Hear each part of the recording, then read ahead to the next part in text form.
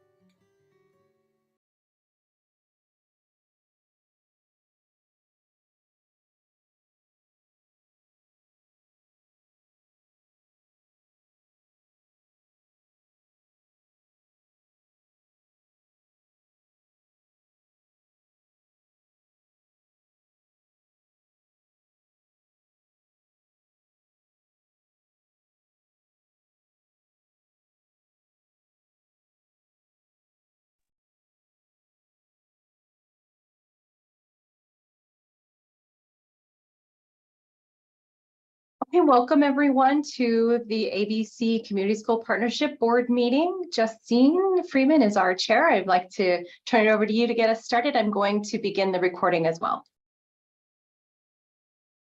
Thank you, Deanna. Good morning, everyone. I hope you're having a wonderful balloon fiesta season in Albuquerque. It's such a great time of year. So we will go ahead and convene this meeting at 8:46. And Danette will be joining us a little late today because she's participating on KUNM's Let's Talk New Mexico this morning. The topic of the show is community schools, and that is a direct result of a recent visit to Del Norte Community School, and we'll hear more on that visit later. So first I would like to start, many of you know that the city of Albuquerque has created a new department, the Youth and Family Services Department.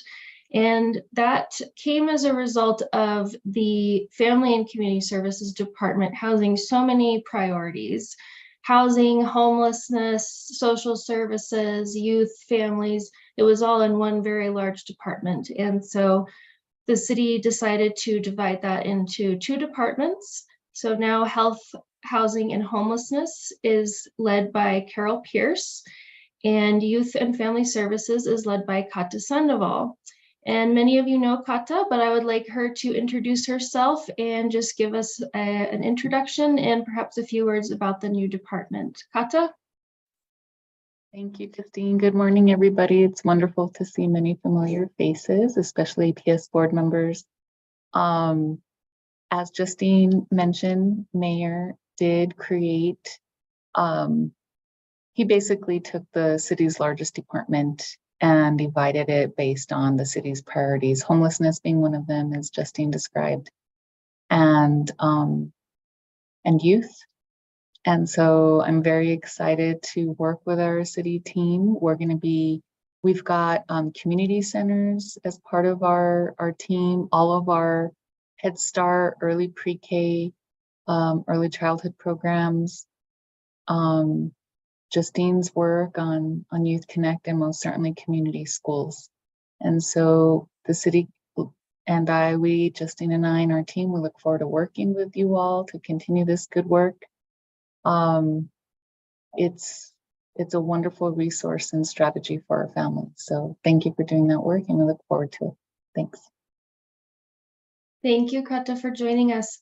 Now I would like to ask if anyone has any updates or board-related announcements they would like to share.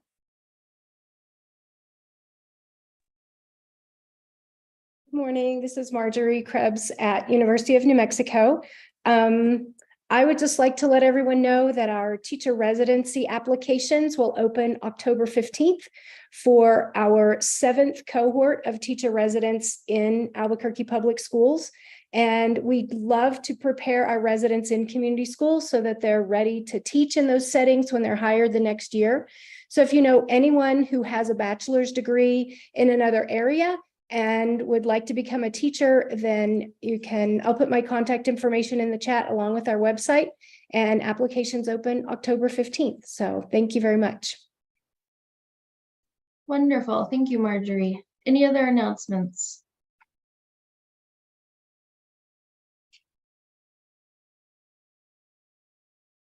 I can't see everyone at the same time, but I don't see anyone else popping up. So we will move along to our essentials for community school transformation. So as most of you know, our agenda includes concrete examples of the essential elements of a transformative community school system. And this month we would like to introduce the full community school essentials wheel.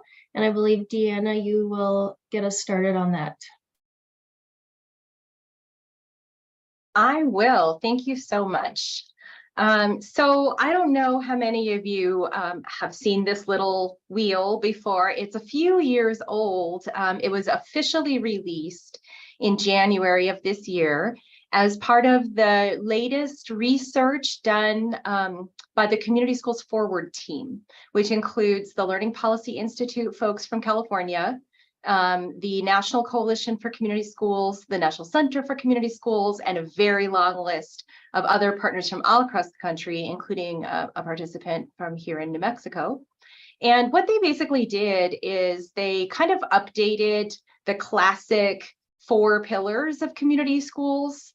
So we introduced that a little bit last time, where we talked about the new 6 key practices. So we'll be in the board meetings every month highlighting and sharing bright spots from community schools within those 6 key practices. But what we really wanted to point out to you today is just how this all fits together, where obviously our big overarching goal as people who are engaged in education and child well-being is that we want all of our students, right, to flourish in thriving school communities. That's like our really big goal, kind of why we're all here.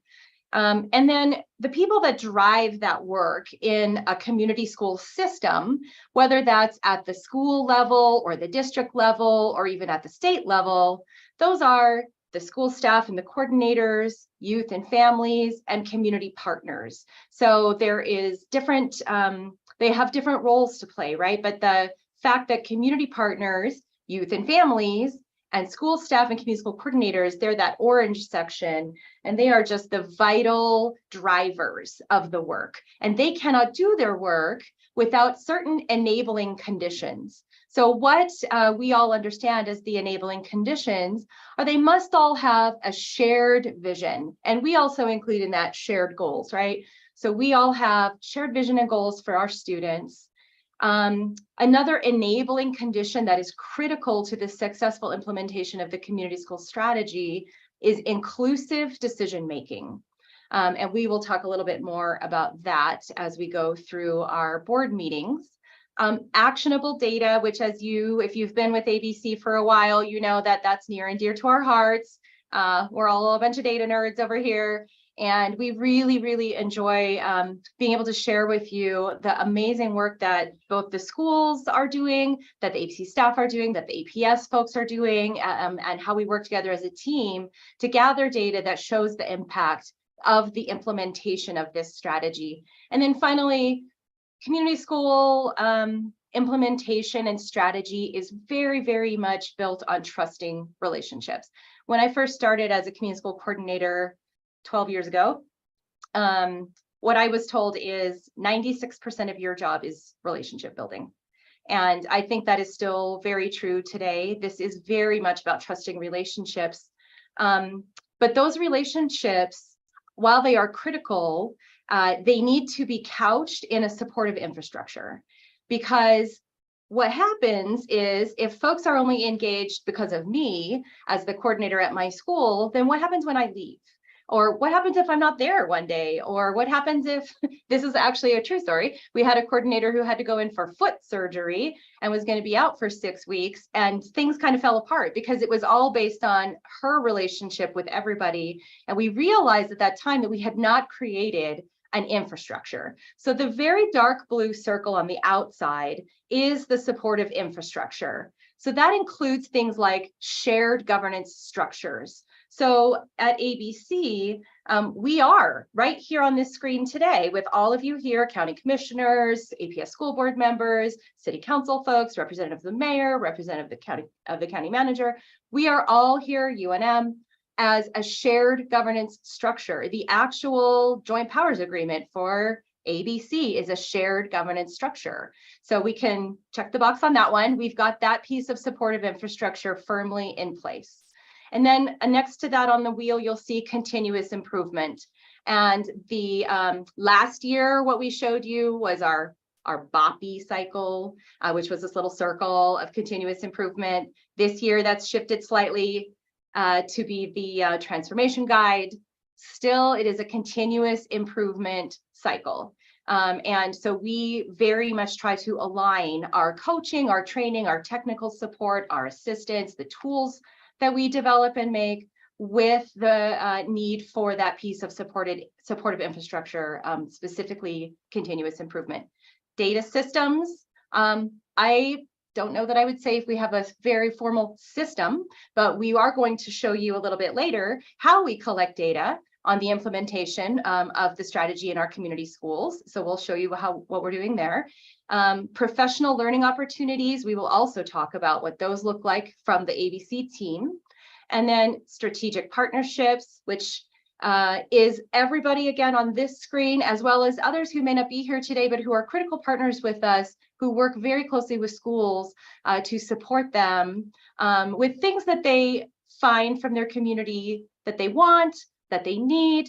When we hear of an issue that kind of starts bubbling up to the surface from multiple schools, what we might do is reach out into the community and look for a strategic partnership that we can then help them engage with multiple schools from the systems level. And then lastly, sustainable resources, which if any of you have ever heard Danette Townsend talk about the funding for community schools, it's kind of mind-blowing how much she can keep in her head around sustainable resources for community schools. But this is a really important component, right? We don't want to put all of this into place and then not be able to sustain it.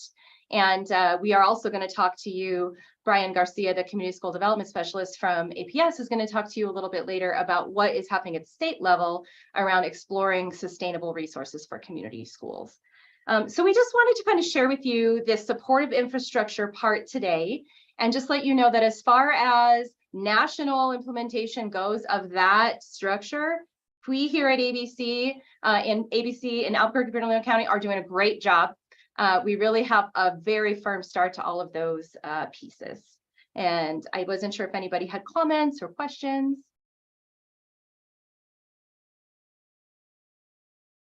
I covered all those pieces right there. Okay. Great. All right, thank you.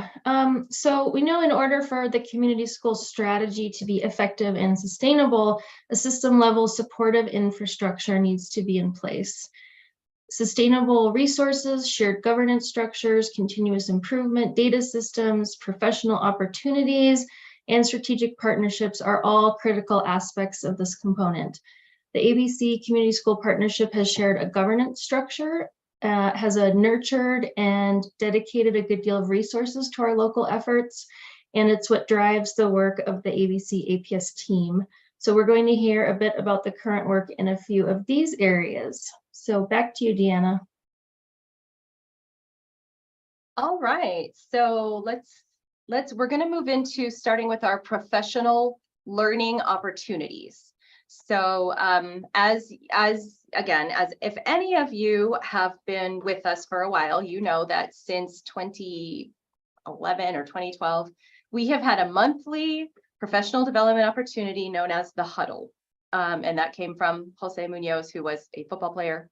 And so everything had a football reference. So we call it the Huddle. It happens on the third Friday of every month. And it's for 3 hours, which is a nice big chunk of time. And when I first started as a coordinator, there were 4 of us. There are now, including the charter schools that we support, 76, is that right? 76 community schools that attend this Huddle, which is quite a large growth, as you can imagine. And last board meeting, we gave you the very exciting news that principals were invited to attend the Huddle for the first time in a like really ever in modern, like since we've been doing it. We principals came once in a while, but this time there was a very concerted effort, lots and lots of support from APS leadership to invite the principals and to create the conditions for them to attend with their community school coordinators. It was fantastic experience. We had it over at the Bonifacio Training Center, which is such a beautiful space. There were 127 attendees total for all 3 hours. And I included a couple of quotes here from coordinators and principals from their exit survey responses. And as you can see, well, I'll read them in case you can't see. One of the quotes says, "The materials were so aligned with what we are already doing. It didn't feel like extra work. It felt supportive," which for us was a big yay. And then second comment, "It was great to see the alignment of APS goals and community schools. Materials and presentations were all helpful." And we did go over the transformation guide as a whole with the principals and coordinators together. In fact, the coordinators presented the transformation guide to the principals, which was really great. And then we dug really deeply into step 2 of the transformation guide, which was aligning the APS district goals with school 90-day plan goals and community goals, creating a shared vision. And we gave them some homework that they're going to hopefully bring back to the huddle next week and report on how that homework went. Brian, did you have some comments to add? Yes, absolutely. Thank you, Deanna, Madam Chair, members of the board, and guests. Just can't tell you how excited we all are as a APS ABC team. And as Deanna covered the enabling conditions and the supportive infrastructure, there's always been that tension in reference to, the right conditions in bringing principals into this learning realm. And so just a shout out to the supportive infrastructure of the ABC board, the APS board, and APS leadership to create the synergy around alignment, around implementation, impact, and outcomes that really brought, I think, the engagement level that we saw amongst principals. And so I think the great idea of bringing everything together is really making it worth the time that principals are dedicating to this space on a monthly basis. And certainly a huge shout out to the coordinators for the impact that they had in helping their principals learn and be present there. And the partnership between the ABC team and APS team has just become so strong. And so without repeating what you said, Deanna, just so excited and look forward to another huddle next week with principals and coordinators. Thank you. Thank you so much, Brian. Any comments or questions about the huddle? You all are also invited to come anytime you want. Just shoot us an email and we'll let you know where we're at that day. There are burritos, which is also a giant draw and a tradition. So anything else about the huddles? This is one of our professional development opportunities. So then I'm going to turn it over to Chloe to share with you about another of the professional development opportunities that we have. As you can imagine, if you're brand new coordinator or a brand new principal, well, coordinator in a community school, this is a lot for you to do. And one 3-hour training a month is probably not sufficient to help get you started. So we have an additional professional development opportunity known as the cohorts. So Chloe, will you talk to us about cohorts, please? Deanna. So the cohorts are our differentiated small group support structures for our coordinators. We have 4 different cohorts this year, and they all differ in pacing and content. We've got a group of brand new coordinators at pre-existing community schools. We have some new coordinators and seasoned coordinators at brand new community schools. We have our veteran coordinators, and we've got our folks right in the middle, kind of in their second year as a coordinator in a year of implementation. So it's such a wide range of folks who are driving this work at their school sites. And so the cohorts allow us to provide a much more kind of tailored peer learning environment for them. So we rely really heavily on them sharing with one another how it's unfolding for them at their own school sites. We talk a lot about facilitation strategies for the Community School Council. And this year, the structure of the cohort is really guided by the transformation guide. That's what we're kind of teaching through and working through this year, and just trying to build a common understanding of the theory of action that this transformation guide is based off of, and just a common language. When we say convene, what does that mean? When we say shared vision and goals, what does that mean? So this year's really great in getting to set this kind of common foundation based off of this theory of action. Something that we wanted to share with you today regarding the cohort is something that Alex has actually developed. She's so magical with Google Sheets. We're going to pull it up for you and show it to you. It is absolutely insane, the work that she has done here. But this tool, we're calling it a scorecard.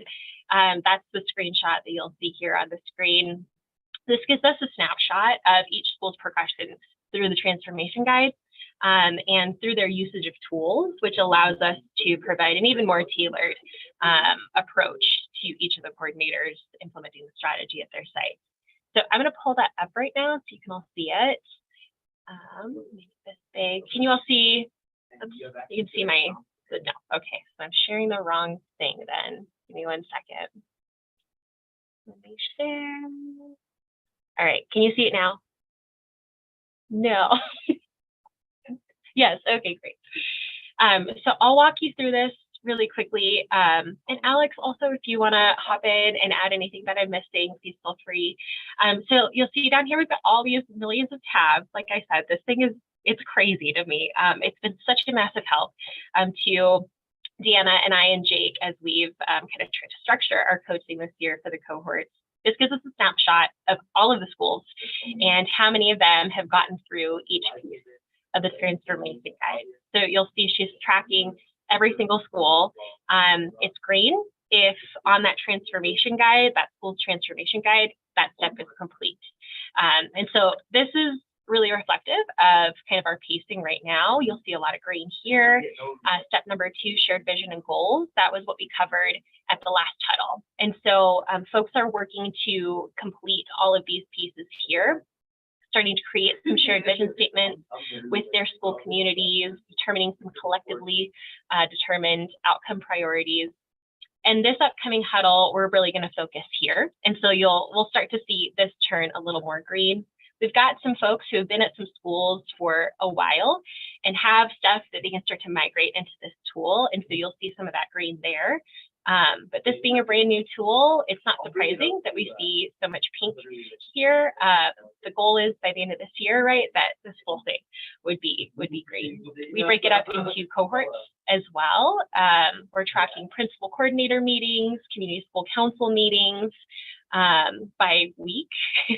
So it's a lot of work for Alex. You'll see every single week she's updating these on a regular basis for us to know week by week where schools are at with their principal coordinator meetings and their council meetings. And again, you'll see here the other pieces of the transformation guide here. So this has been a really, really handy tool. Alex, I don't know if you wanted to say anything else about this tool, and it's okay if not.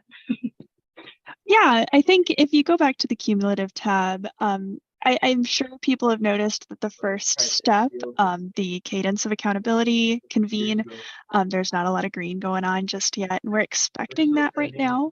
The way that this is calculated is that principal coordinator meetings are calculated as a % out of 30.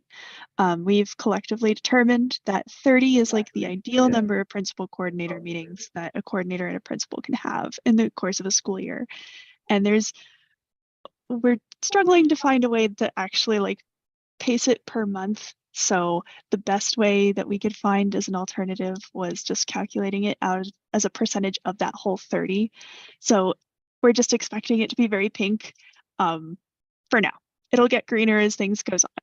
I just wanted to add that. Thank you, Alex. There's a lot of math involved. It's way beyond me. So I'm so thankful for all the work that Alex does. Brian, please go ahead. Thanks, Chloe. You did such a great job explaining this. So don't sell yourself short. And Alex is magical in her skill level there. I just wanted to quickly add, for context's sake, the idea, and Alex alluded to it, the 4 disciplines of execution that our principals and our coordinators are wrapping their minds around in reference to transformation. And so this is, as Alex mentioned, the cadence of accountability, so that we are reinforcing the compelling scoreboard and making sure that we focus on what's wildly important, and that we have those lead measures, like really seeing that a principal coordinator meeting is so essential to how successful the council is so essential to how successful the implementation of the transformation guide is. So really seeing that 4 disciplines of execution is alive and well in reference to the cohorts and the transformation guide. Thanks, Chloe. Thank you, Brian. So I'm going to go back to hold on, give me 1 second to get the right screen pulled up. So that's cohorts. We're going to now move on to another structure that we have engaged this year that Brian's going to help us talk through. We've started last year, we started this process of principal coordinator onboarding. We would go to the schools, an ABC member along with Brian, and meet with new coordinator, new principal partnership, and kind of lay a foundation, common foundation. With so many new schools this year, so many new coordinators and new community school principals moving into community schools, we thought it would be wise to combine all of those onboardings into one large one. And so it was a very exciting, we've done 2 sessions so far, and we've gotten a lot of really good feedback on this. So Brian, I'm going to hand it off to you to talk a little bit more about this. Thank you so much, Chloe. As you can tell, board, we're on a roll in terms of seeing the connection between the huddle, the cohorts, and now this onboarding, knowing that with as many schools as we have, it's important to be efficient, and it's important to tailor and differentiate depending on what everyone's entry point is as a leader and certainly as a school. And so we're so excited. We've had perfect attendance the last 2 sessions. Hope I'm not jinxing myself as we have another session on Monday, in which we have that many schools that you see on the screens, 26 participating. And as you can see from the feedback that we're receiving, we're again seeing that idea of how this is impacting implementation, how it's impacting alignment, impact and outcomes, as well as that sustainability of moving this forward. And so this goes back to Deanna's account of, and it happens all too often, where we have a principal or a coordinator change. And what we're trying to do here with onboarding, based upon so much feedback over the years, is sustain the work and make sure that we don't have a huge decline or drop off once those leadership changes happen. And so the time that they've had to really dedicate to their partnership of coordinator and principal has been essential. And we're just going to keep rolling and doing this as that mobility takes place within our network. And so thank you to our ABC team collaborating, also Robert Donovan, our community school resource teacher through Title I. And so we'll stand for any questions or curiosities around onboarding, but it's been an efficient and very effective way of helping our schools sustain the strategy. Thank you, Chloe. We're back to you, Deanna. Oh, Danette, Executive Director.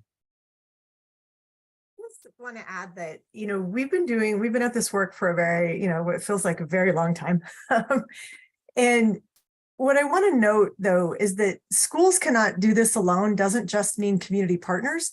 It means changing systems that better support and create the conditions for everyone to be successful. And I have to recognize that the team, Robert, Brian, ABC staff, and also coordinators and principals who have given input to this process have really, really created and implemented this year a true system of support. That infrastructure that was talked about earlier is about how we as a system create the supports that are needed so that schools can do what they need to do to change their own system. And I just have to say, I've stepped into a few of these spaces and people are engaged, they're learning, they feel supported. You can see some of the quotes on the slide. And it's just, I really want to just give the amount of recognition to this team of people who have spent hours and hours and hours listening, adjusting, implementing, listening, adjusting, implementing, to move into a space that is truly beneficial to the leadership team of the coordinator and the principal. So thank you all for your hard work.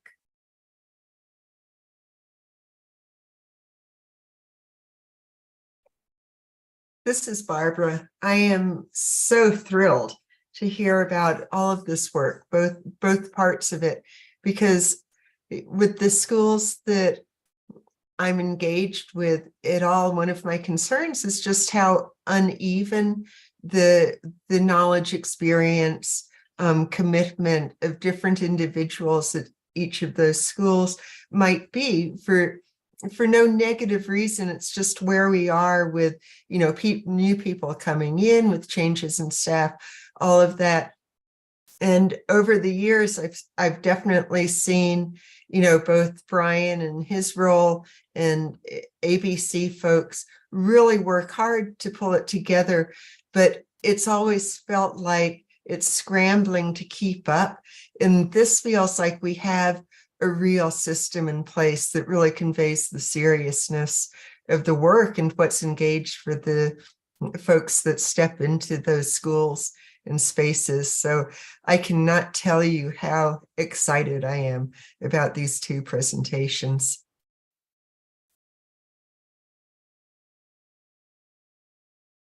Wonderful. Thank you, Barbara. So now we are going to move on to our community school bright spots, which will highlight 3 of the 6 key practices.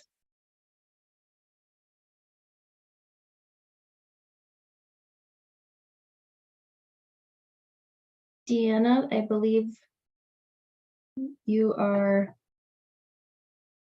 jumping in to set the stage. So actually, if you don't mind, we have some other exciting news to share before we get to the bright spots around sustainable resources and strategic partnerships. So I'm going to let Brian and Danette take this part. Madam Executive Director, you want to go first? Go ahead. I'm happy to go first. Sorry, Oh, please go first. You got it. You got it.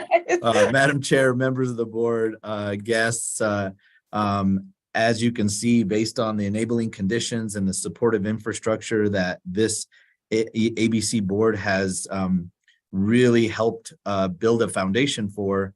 And then as you've seen the momentum of all the presentations so far, throw in, as I mentioned earlier, the alignment and the synergy around the APS goals and guardrails, strategic priorities, we really, I think, have a great opportunity set before us at the state level in reference to the House Memorial 44 Task Force. As your co-chair, along with Deputy Secretary DeBell, who is the chair, will be leading a diverse group of stakeholders, including coalition members for community schools, members of LFC, LESC, and so Indian Ed. And so a really diverse group that's really looking at those bullet points that you see on the screen and really seeing that as you look through those bullet points, you see 4 lenses really coming into play with regards to, first and foremost, that first bullet, and actually a series of them around sustainability. And as we mentioned earlier, Danette being such an expert in that realm, I'll have her chime in here in just a few minutes. But sustainability with regards to, current grant funding and hiring a full-time community school coordinator, the lack of recurring state funding and how we can remediate that. But also that alignment that I spoke about just a few minutes ago with regards to a high quality implementation and indicators for high quality community schools, seeing that we have that come to fruition as well. And then, finally impact and outcomes,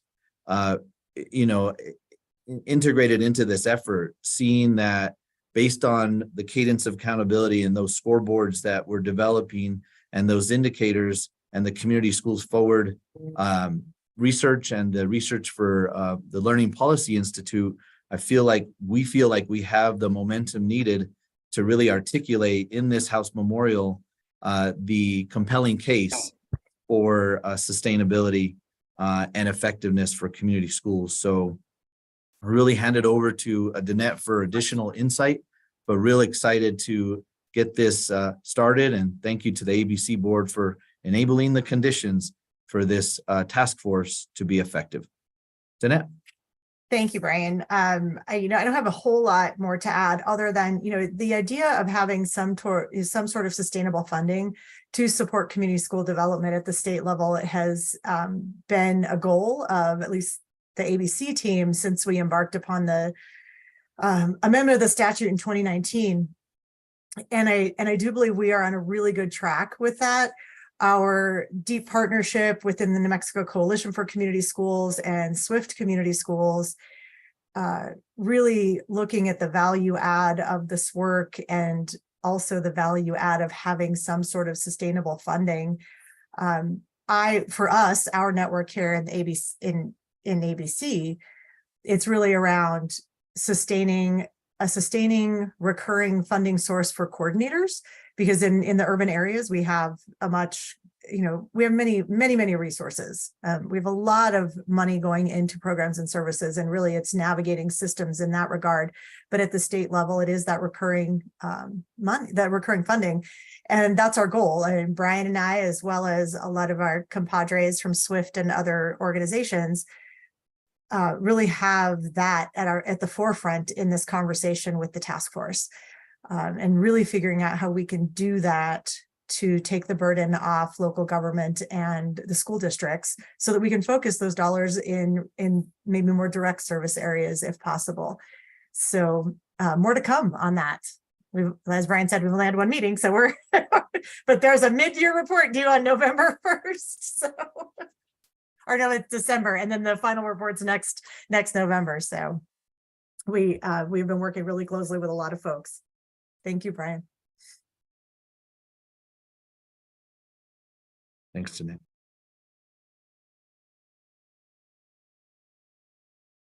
And Danette, this I believe is you. So at our last board meeting, the next day was going to be a visit from Senator Heinrich's office, and we didn't want to say anything because you never know what's going to happen with that.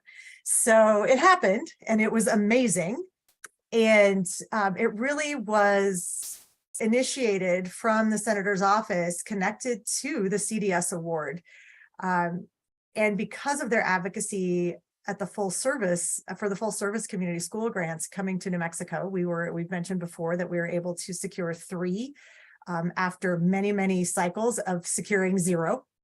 Las Cruces, Las Cruces, Taos, and Albuquerque. So the visit was held at Del Norte. And really it was focused, Heinrich's office made it very clear to us that they did not want to hear from us, the talking heads of the world. They wanted to hear from students and families. So the coordinators rallied in a really short turnaround time to bring students and families together at Del Norte and have a conversation with the senator.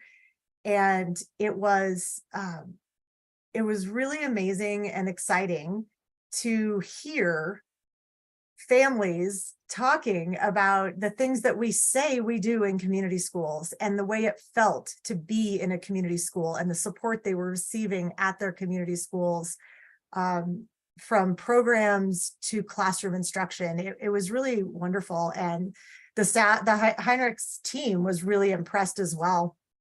I think one of the great things that I heard after the group discussion was that they said they could have never imagined us creating an organization like the Southwest Institute for Transformational Community Schools with this investment, that they really expected us as a state team, and of which ABC is the fiscal sponsor for that grant.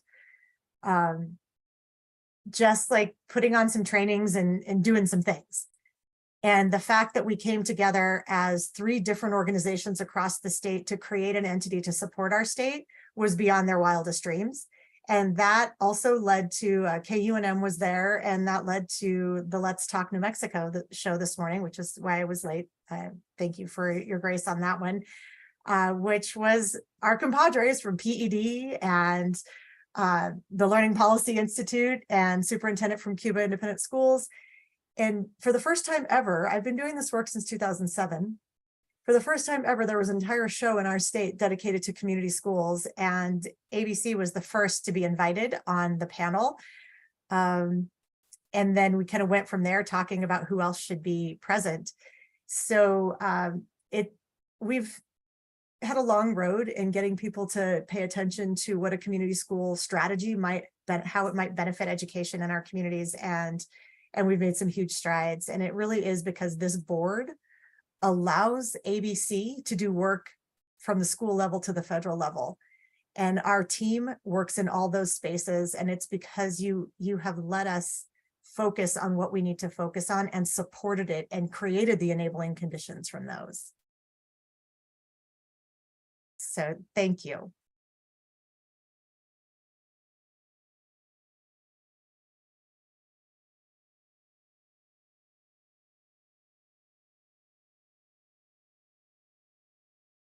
And we can listen to the KUNM. Yes, sorry, I wasn't going to push that. KUNM is recording.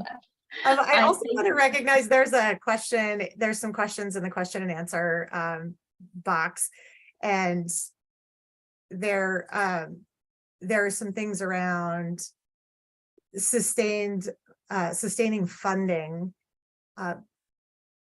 When we talk about sustainable funding, I just want to be clear in the work that we're doing with the task force, it's about recurring dollars that are as hard as possible, right? Public funding is always soft money because budgets will change, revenue will change, all of those things. And the grant program is one program that the state has. That's always going to be a cycled program. Any type of funding has sort of a limited lifespan, no matter what it is, even if it's a long lifespan. When we're talking about sustained funding, we're talking about something that is attached to either an above the line approach, which means it's automatically recurring through the SCG, or something that is deemed as recurring as it can get at the state level, where you don't have to compete in a competitive grant program. We don't know what that's going to look like because each one has its pluses and minuses. It will have a cost if it goes above the line. It will have a cost if it stays in the middle. It will, the grant program we never want to lose because that's what gets schools off the ground in a lot of cases. So that's why it's hard. We don't, there's always going to be a limit, and private dollars always have a limit. So we will continue to keep this board and the community updated as to how the recommendations play out, and also let you know what the pluses and minuses are.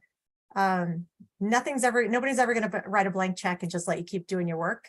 So we have to come up with ways that we can create the most sustainable structure that is also creating conditions for success and hopefully relieving some pressure. Hope that answers people's questions. Thank you, Danette. And my apologies for jumping ahead on the agenda. There's just so much good information to share, and I got a little eager. But now we are ready to move on to community bright spots. So Deanna, please take it away. Okay, so I got to talk earlier about that wheel and the 6 key practices. So we are going to be highlighting 3 of the 6 key practices for you today with some really exciting, fantastic work happening in community schools. The first one will be integrated systems of support, and Lindsay Wilwall, who is actually a new ABC Community School Partnership staff member officially now, and is the project director for the Full Service Community Schools Grant, is going to talk about this one. Thank you, Deanna. Good morning. So last month we talked a little bit about the Federal Full Service Community School Grant, a project that we call All Hands In. And as you may or may not know, the All Hands In schools, which are Hodgin, McKinley, and Del Norte, are also hubs for the Deaf and Hard of Hearing program for Albuquerque Public Schools. And that means that a concentration of services, including direct services from teachers of the deaf, are provided at those schools. And so one of the goals of AHI is to strengthen the integrated systems of support pre-K through 12th grade. And that, of course, includes supports within the deaf and hard of hearing community. So I wanted to lift up the incredible work that the deaf and hard of hearing teachers, EAs, and other staff do at all of those schools to support their students daily. And they already have a lot of great systems in place to provide comprehensive support to their students. The pictures on the screen are from an ASL family night that Hodgin hosted, I think it was last month, but the months all run together. And they're planning another ASL family night in the spring at Del Norte. So we'll be sure to get the information out about that as well. As well, the deaf and hard of hearing staff from all three schools, the elementary school, middle school, and high school, engage in weekly collaborative meetings. I was able to participate in one of those meetings last week or 2 weeks ago. And I was very inspired by the collaborative leadership practices, the inclusive decision-making, and trusting relationships. So when we wrote the grant, or Deanna wrote the grant rather, a need was identified by the community school coordinators and principals at all three schools to have ASL classes for families of students in the deaf and hard of hearing program, both to increase opportunities for those families to engage with the school and support student learning at home. So we're now in the process of planning those classes with the community school coordinators and the deaf and hard of hearing staff from all three schools. And we're hopeful that, we're kind of piloting these classes just with for families of students in the program, but we really hope to be able to open them up to more participants as, throughout the year and in upcoming years. Just yesterday, I was at Hodgin Elementary School's first ever community school council meeting. So it was so exciting.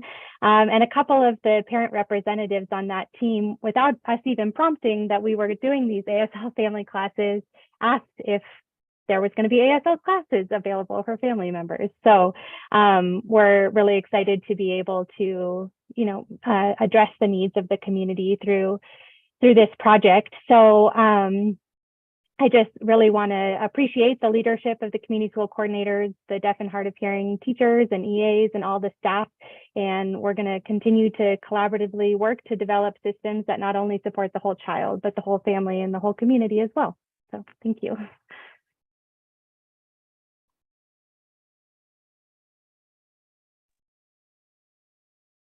This is really exciting work, and we love this idea of families from Hodgin getting to know their teachers and their support system all the way up through McKinley and Del Norte as they see themselves becoming graduates of Del Norte for this deaf and hard of hearing community. So really exciting. Thanks for that update, Lindsay.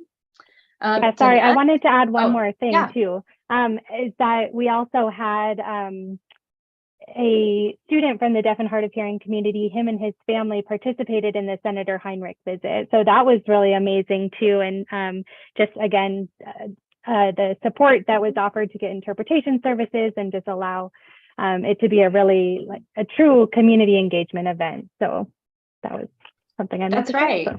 Yeah, no, I'm so glad you mentioned that. It was very eye-opening to see also how everyone works together to support those families and those students. So thank you so much for bringing that up. Danette, you are the next key practice bright spot, which is expanded enriched learning opportunities. Go ahead. Thank you. So really excited to announce that some opportunities that we were able to secure funding for.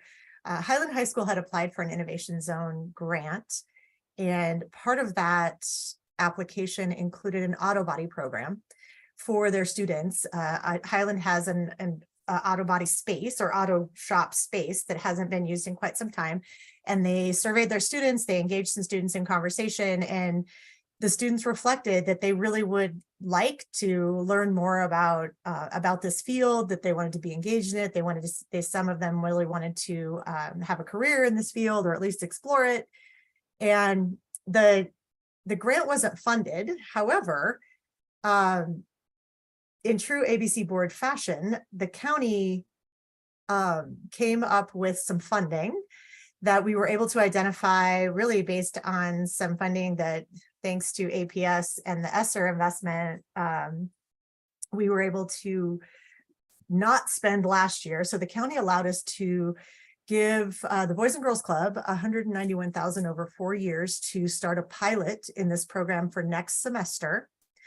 And in that, the first cohort of students will be able to be compensated for their participation so that they don't have to choose between an after-school job and learning and exploring a career in auto body.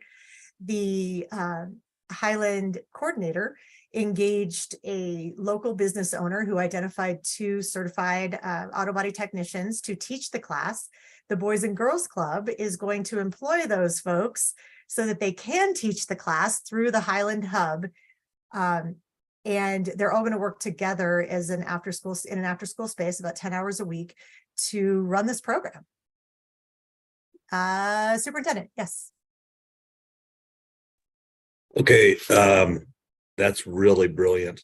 That's great. For those of you that don't know, the hub of the Boys and Girls Club is situated in our old CTE building, and there's an auto shop, one door. I mean, it's literally walk through the hallway. The only thing I got to ask Danette, I see the kids working on the lift there. We did get that equipment cleared because it hasn't been used in a while. Those are actually just stock photos because we haven't done anything there yet. Okay, all right. I will say that Marco Harris, principal at Highland, has been working through the district policies. I mean, the complex nature of community schools, right, is there are a lot of entities and a lot of rules and a lot of things we have to make sure of. And Marco has been working through that component of making sure that whatever it is they do in the auto body program, they're using a curriculum that has been approved. That we're also funding the purchase of that curriculum that will work kids through the approved curriculum that will lead towards certifications. I guess they'll be able to take the tests and pass the tests and gain certifications over time. So that when it's in the class, they'll be able to do it. But most definitely, yes. So thank you for your keen eye on that. I was just grabbing photos to make it look pretty. Oh, okay. Well, I know that's, having been the principal at Highland for a long time, I know that facility. I just think that's an excellent example. I'm meeting with Marco later. I work with the Boys and Girls Club. I sit on that board as well. This is great. That's just brilliant. So congratulations to all of you. We're going to highlight that once I learn more about it. So thanks for bringing that to my attention. We're so glad we could do that, and thank you to the support of the county. Thanks. Yeah, that's awesome. Thank you, county, because this is what we've been talking about. This is what United Way has been talking about. I mean, good job on this one. This is great. Thank you.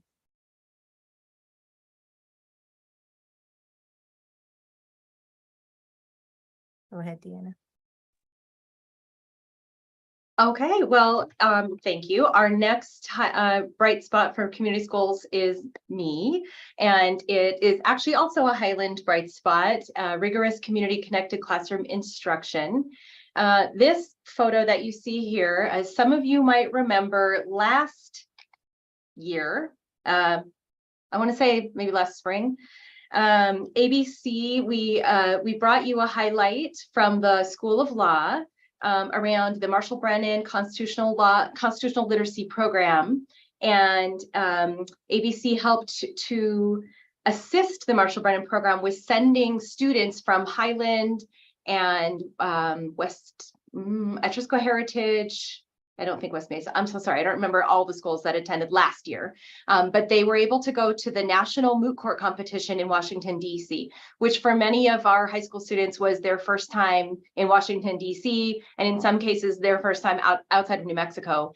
And so it was a very exciting opportunity for them. And so because it was so successful and so many students were interested in, high school students were interested in participating, Highland High School has tripled the number of Marshall Brennan constitutional literacy classes happening. So they now have 3 sections.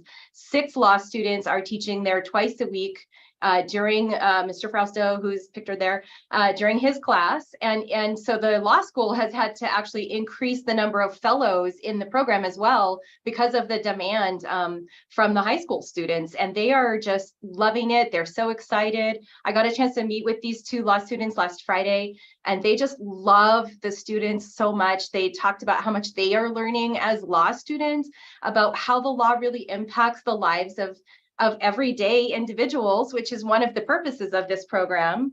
It really helps them just deepen their understanding of the law that they're teaching, but how it impacts. And one of the really kind of interesting things about the way the Marshall Brennan program operates is that the high schoolers have to choose whether they're going to defend the school or defend or represent the student, either the plaintiff or the defense. And so they have to teach and learn both sides of the policies. And so it's really it's really interesting instructionally, but such a valuable partnership for everybody involved. And these 2 students in particular were just so excited, and they came and they asked me, like, how can we keep this going? We need to make sure we keep this going. And so I told them, like, yes, ABC, you know, we are committed to this, but we just also so appreciate rigorous community connected classroom instruction is one of the new 6 key practices. It is something that really connects the resources of the community to instruction in the classroom. This is one example. There are many other examples of what that looks like, but this is such an exciting component of community schools to really draw upon the resources and support and knowledge and cultural abilities of our community to support student learning. And in this case, also to inspire them potentially, you know, for careers, career connected learning, or futures. There's the travel opportunities. There's just so many great things about what happens when the community can really get engaged in instruction and supporting teaching and learning in our classrooms. Can I just add, I want to make sure that we lift up the fact that community school transformative work takes time. And although, you know, we have a lot of schools that are doing a lot of wonderful things, you know, today a couple highlights were of one particular school, but part of the reason for that is it's been years that Highland's been developing this strategy. And when you have a leader and a team of people at a school who have yes in their heart, and they work to create these spaces for these system level partnerships, it starts to roll pretty quickly. And then suddenly they keep, you know, they're doing these things over and over and over and all these opportunities. But it takes time because you have to develop your community school council.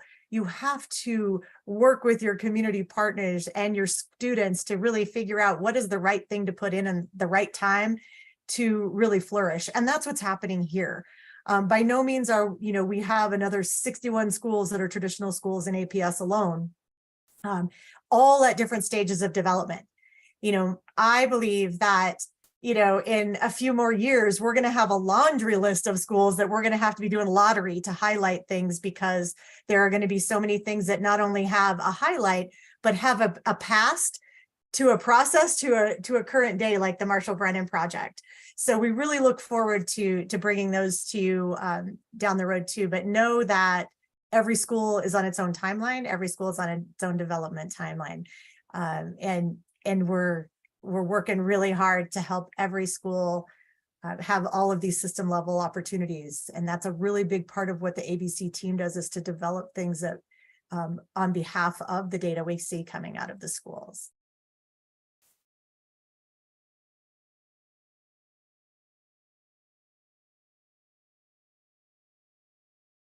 Wonderful. Thank you, everyone, for those community bright spots. Now we will move on to our voting items, which is just one item, the September board meeting minutes, which were, of course, provided to you over email and are linked in today's agenda. So may I please have a motion to approve?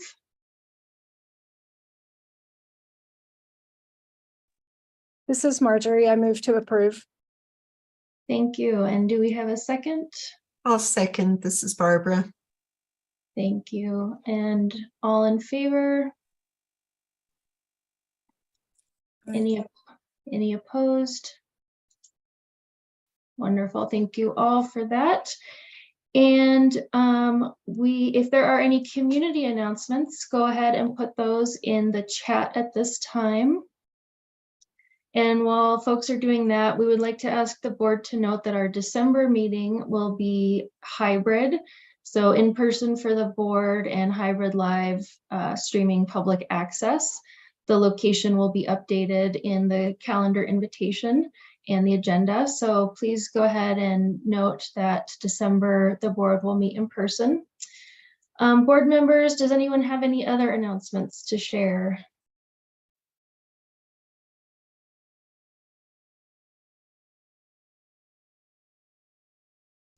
Looks like Garfield is hosting a flat eclipse party.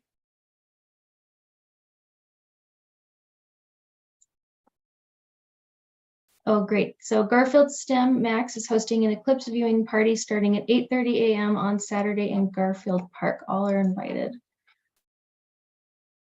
Saturday will be a fun day with Balloon Fiesta and the eclipse going on. Wonderful. Well, our next meeting is November 9th at 8:45 a.m. That one will be on Zoom. So we'll see you in a month.